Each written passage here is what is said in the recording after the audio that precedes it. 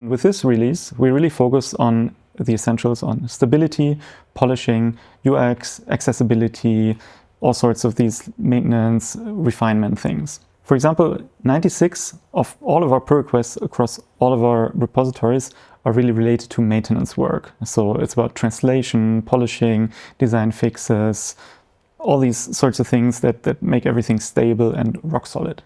Just one example. When you were downloading multiple files before, it could happen if there was an internet outage or any issue with the computer that you would end up with an incomplete archive. And now we can intelligently resume this, and then the archive resumes at the point where it was cancelled, and then you get your files, you can download your files fully.